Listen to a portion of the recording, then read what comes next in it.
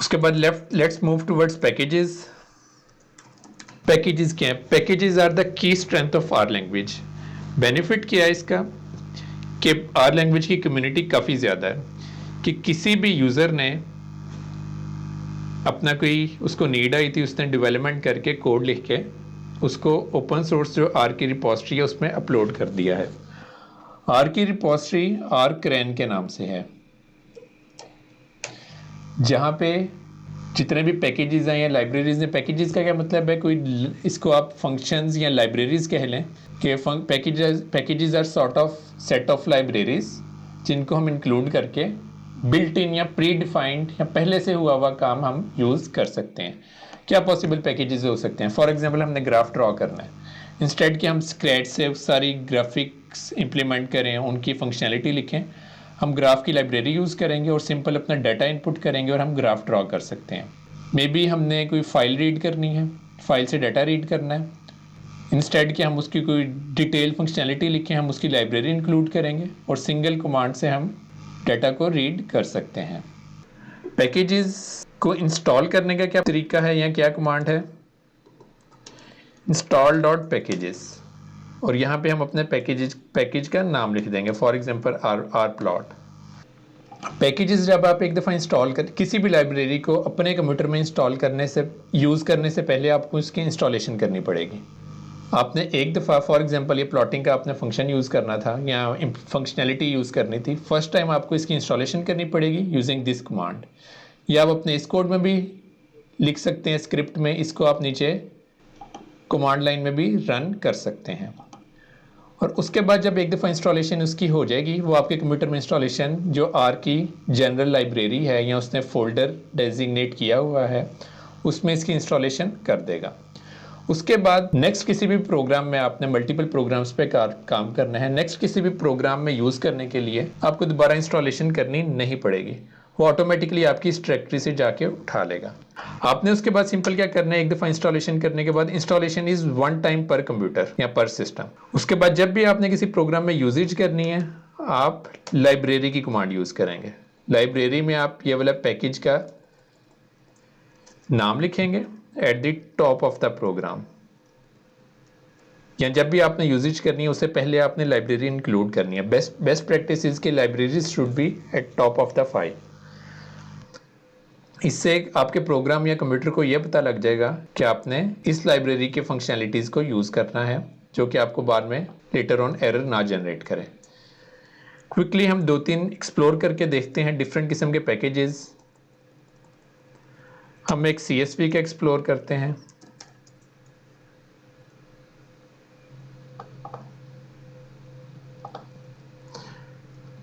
Okay, CSV को use करने के लिए हमें क्या चाहिए? सबसे पहले हमें एक फ़ाइल चाहिए। फाइल हमें क्रिएट कर लेते हैं। ये एक सैम्पल डाटा फाइल क्रिएट की है input.csv। इसमें आईडी है, नेम है, सैलरी है, स्टार्ट डेट एंड डिपार्टमेंट है, कुछ डाटा एंट्रीज पड़ी हैं। नेक्स्ट क्वेश्चन अब पॉसिबली जहन में आता है कि ये इनपुट फाइल रीड करने से पहले इसकी लोकेशन क्या होनी चाहिए। आर लैंग्वेज को आपने लोकेशन कैसे बतानी है या रीड करनी है, दैट इज गेट wd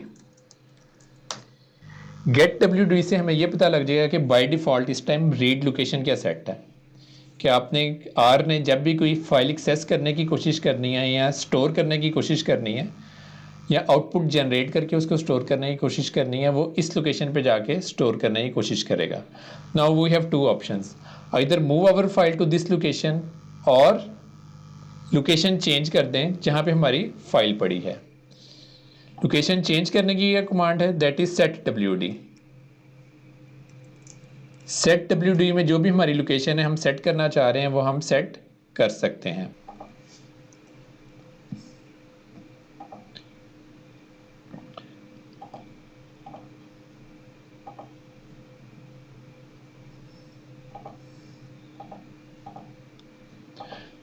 अभी फाइल की मेरी करंट लोकेशन क्या है उसको हम यहाँ से कॉपी कर लेते हैं।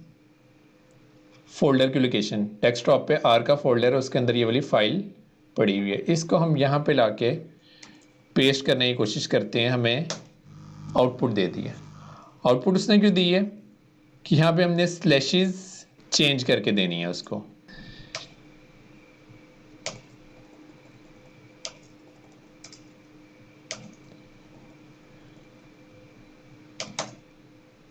डबल स्लैशेस करके देनी है।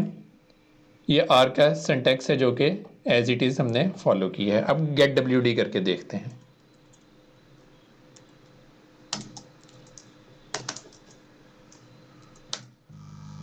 अब लोकेशन हमारी सेट हो गई है जहां से हमने फाइल को रीड करना है। फाइल का हमारा क्या नाम है, input.csv।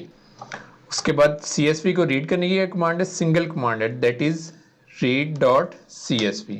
इसके अंदर हम अपनी फाइल का नाम दे देंगे v। इस कमांड को रन करने से वो फाइल को रीड कर लेगा। क्या रीड करके उसको स्टोर कहाँ पे करना है, उसके लिए हम अपना कोई वेरिएबल बना लेते हैं, my data sign is equal to, let's run this command.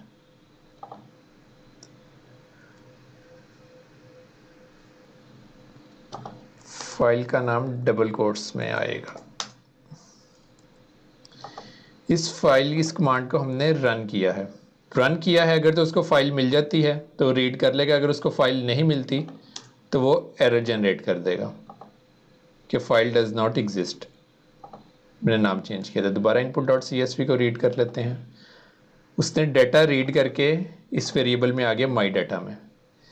इसको हम यहाँ से जाके एक्सप्लोर करते हैं, माई डाटा का वेरिएबल यहाँ पे ऐड हुआ है या नहीं हुआ। माई डाटा का वेरिएबल यहाँ पे आ गया। उससे इंफॉर्मेशन भी दे दी है कि 8 ऑब्जेक्ट्स हैं and each of those contain 5 values. यहाँ से हम फर्दर इंफॉर्मेशन में उनकी देख सकते हैं और यहाँ पे हम उस डाटा को प्रिंट भी कर सकते हैं। माई डाटा को प्रिंट किया है तो उसने यहाँ पे डाटा को प्रिंट भी कर दिया। अब यहाँ से अगर मैं कुछ सिलेक्टिव चीज़ प्रिंट करना चाहता हूँ, फॉर एग्जाम्पल मैं नंबर ऑफ कॉलम्स को गेट करना चाहता हूँ, उसके लिए क्या कमांड है, एन कॉल, सॉर्ट ऑफ ये मैट्रिक्स बना है। नंबर ऑफ कॉलम्स के लिए एन कॉल की कमांड थी, रोज के लिए एन रोज की, और इसके अंदर मैं अपना डेटा का वेरिएबल पास कर देता हूँ। तो ये मुझे बता देगा कि इसमें कितने कॉलम्स हैं। इसको अगर यहाँ पे करना है तो इसको प्रिंट एन कॉल डेटा। इसी तरह अगर मैंने रोज की वैल्यू प्रिंट करनी है, एन ROW, इससे मुझे रोज की इंफॉर्मेशन मिल जाएगी अपने डेटा से related. That is number of columns 5 and number of rows 8। हम डेटा में जाके चेक भी कर लेते हैं कि यही डाटा था हमारे पास। Number of columns 5 and number of rows 8, 1 2 3 4 5। उसके बाद अगर मैंने कोई स्पेसिफिक डाटा इनमें से रीड करवाना है, डेटा आगे $, ID, सॉरी माई डाटा के बाद $, लगाएंगे तो जितनी भी उसमें हेडिंग्स अवेलेबल हैं वो हमें शो करना शुरू कर देगा। फॉर एग्जांपल मैंने नेम गेट करने हैं सिर्फ, तो वो नेम्स प्रिंट कर देगा। मैंने सैलरी प्रिंट करनी है, उसने उनकी सैलरीज प्रिंट करनी है।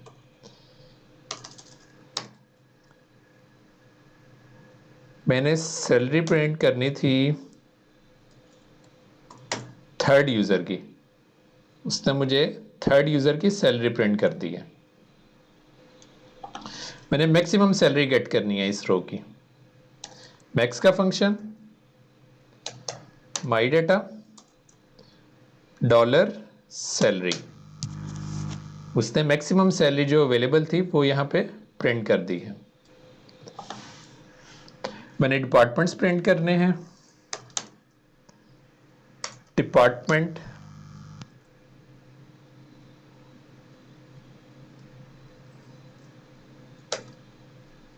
सॉरी हमने मैक्सिमम का फंक्शन अप्लाई किया हुआ था ऑन स्ट्रिंग फंक्शन, उसकी उसने एरर जनरेट कर दी है। डिपार्टमेंट्स प्रिंट करने हैं। डिपार्टमेंट मेरे पास डिफरेंट टाइप के हैं, IT है, ऑपरेशंस है, HR है, फाइनेंस है, IT है, ऑपरेशंस है। मैं कोई इसका सबसेट क्रिएट करना चाहता हूँ कि फॉर एग्जांपल सिर्फ IT वाले एम्प्लॉयज़ का डाटा अलहदा सेव हो जाए। उसके लिए क्या करेंगे,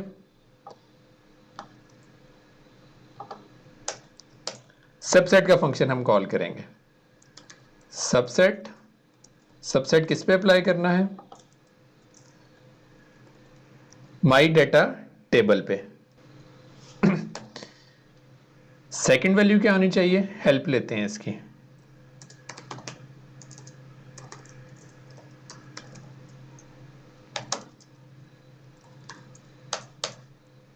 हेल्प सबसेट। एग्जाम्पल सबसेट में उसने कहा कि आपका डाटा आना चाहिए, सेकंड आपकी कंडीशंस आनी चाहिए, जो भी आप कंडीशंस देना चाह रहे हैं। फॉर एग्जांपल हम अभी कंडीशन अप्लाई करना चाह रहे हैं डिपार्टमेंट पे,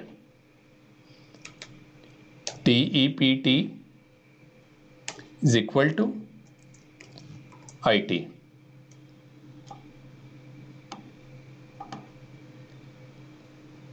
सबसेट अप्लाई करने के बाद डाटा सेव कहाँ पे करना है, मैं कहता हूँ कि IT एम्प्लॉयज़ के नाम से एक वेरिएबल बनाया है, उसके अंदर डाटा हमारा सेव कर दें। इस कमांड को रन किया है और ITE को प्रिंट करते हैं यहाँ पे, still sorry is equal to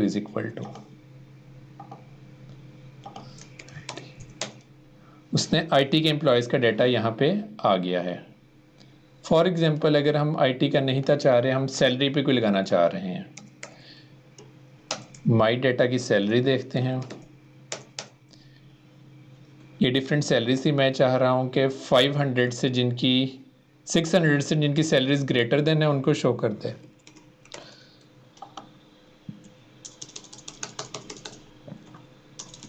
SALARY must be greater than 650 कर लेते हैं और उसके बाद डाटा को प्रिंट भी यहीं पे कर लेते हैं।